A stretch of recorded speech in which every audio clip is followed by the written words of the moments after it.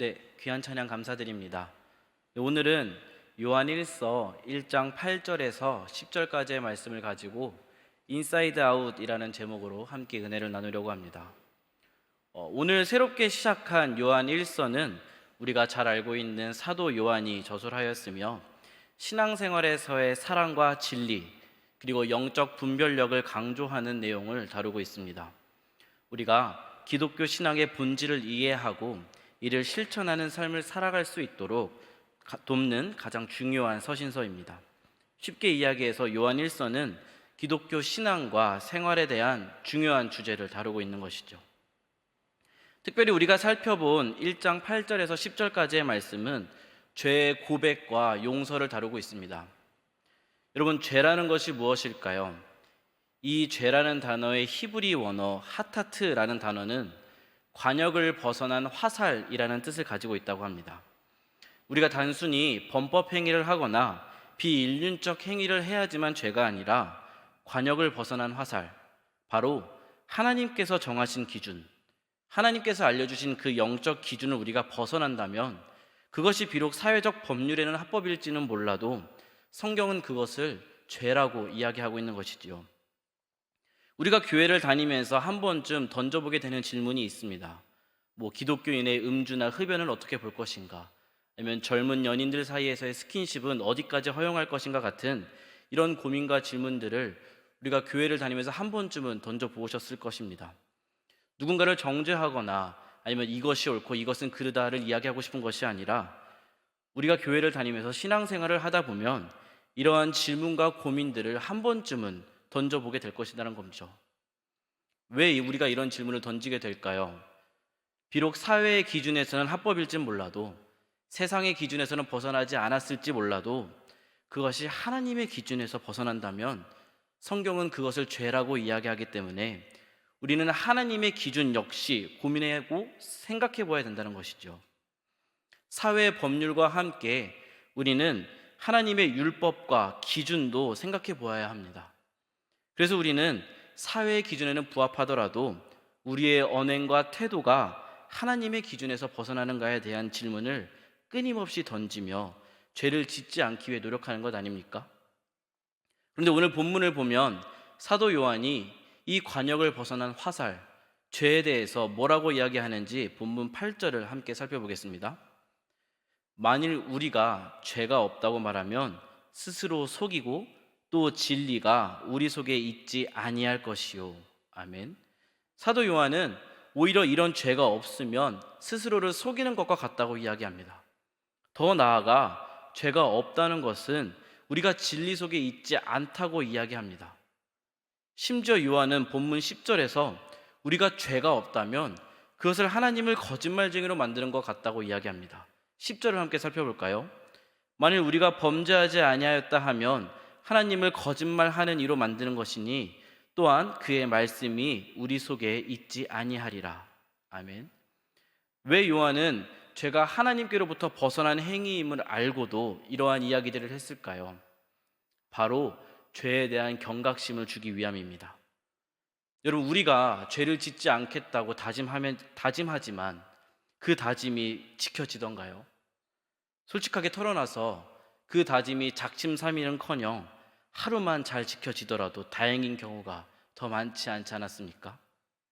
아담과 하와 때부터, 그러니까 인간은 창조된 후로부터 지금까지 단 한순간도 스스로 죄로부터 자유로웠던 적이 없었다는 겁니다.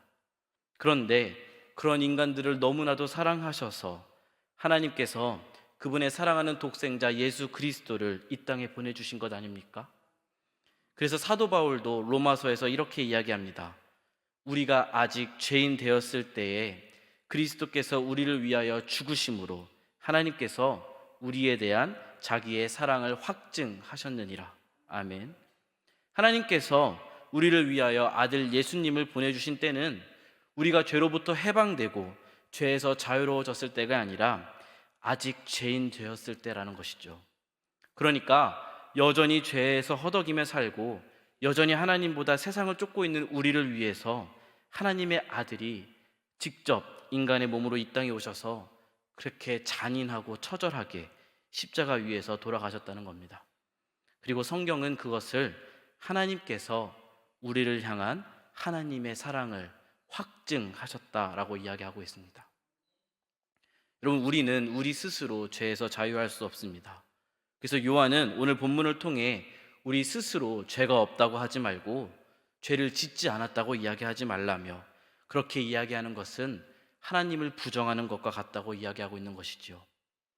그러면 우리는 죄를 지었을 때, 우리가 죄가 인지되었을 때 어떻게 해야 될까요? 마지막으로 본문 9절 말씀을 함께 읽어보도록 하겠습니다.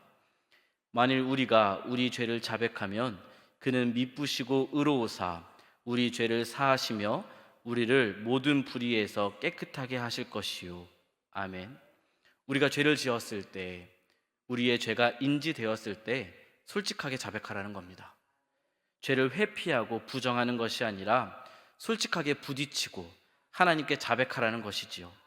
그러면 아직 죄인이었던 우리를 찾아오셔서 사랑을 확증해 주셨던 것처럼 미쁘고 의로우신 하나님께서 우리를 죄로부터 자유케 하시겠다는 겁니다.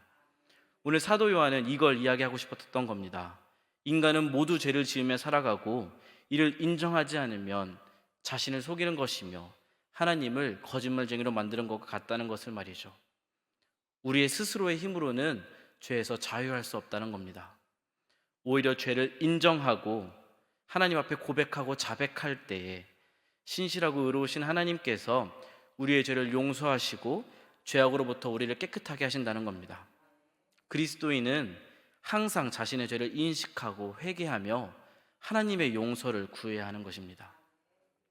또한 간절히 바라기는 오늘 이 교훈이 합리화의 수단이 되지 않기를 바랍니다.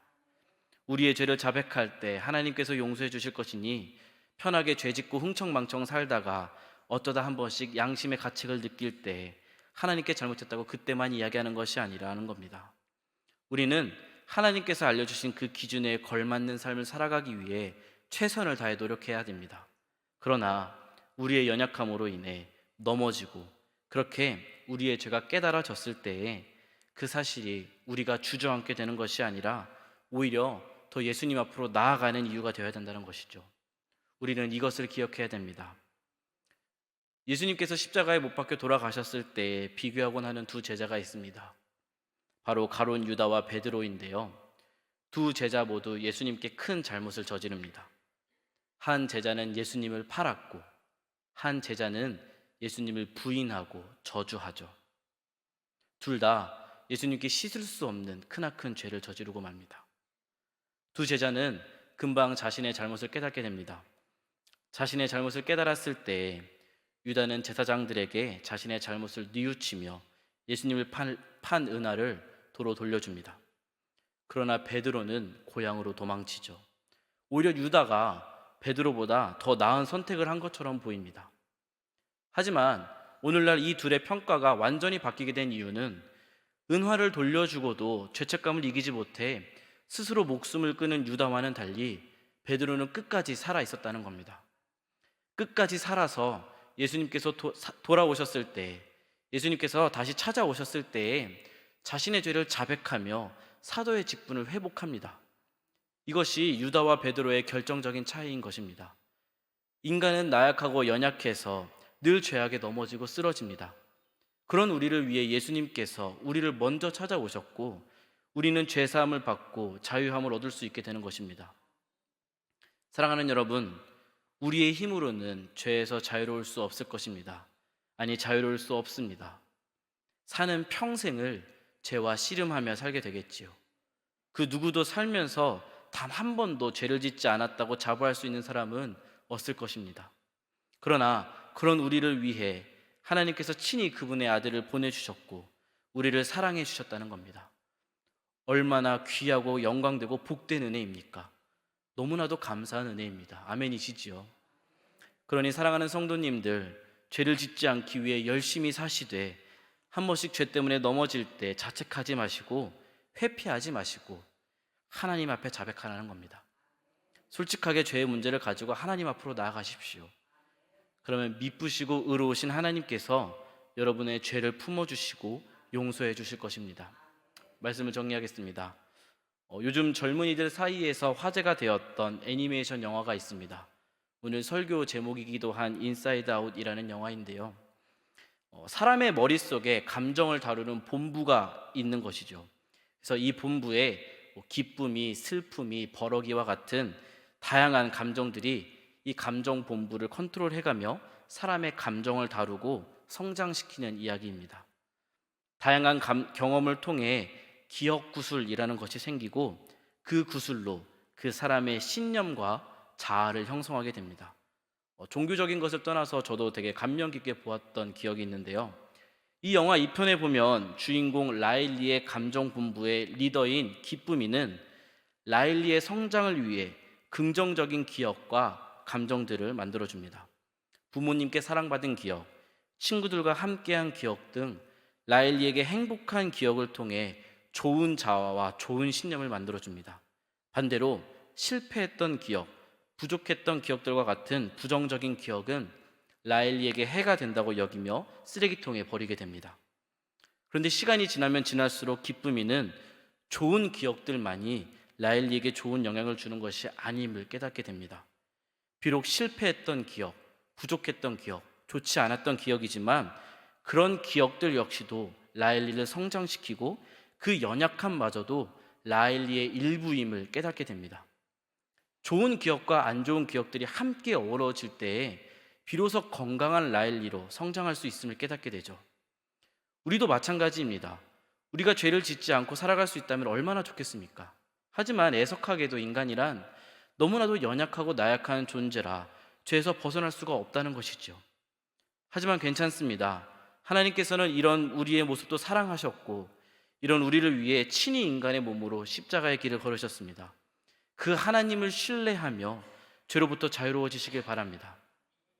앞서 영화의 주인공 라일리가 자신의 감정을 솔직하게 표현하고 받아들일 때 그녀가 비로소 내면의 평화를 찾게 되었던 것처럼 우리가 우리의 죄를 하나님께 고백할 때에 하나님은 신실하고 의로우셔서 우리의 죄를 용서하시고 모든 불의에서 깨끗하게 하실 것이라는 것이죠.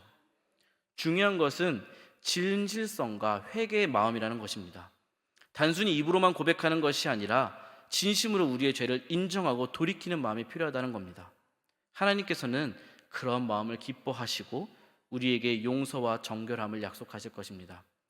오늘 이 사실을 기억하며 오늘 이 말씀을 통해 우리의 죄를 인정하고 하나님 앞에 고백함으로써 그분의 용서와 정결함을 경험하는 복된 새벽이 될 수 있기를 소망하며 하나님의 진리 안에서 더욱더 빛나는 오늘 하루를 살아내실 수 있는 우리 사랑하는 모든 성도님들이 되실 수 있기를 간절히 소망합니다.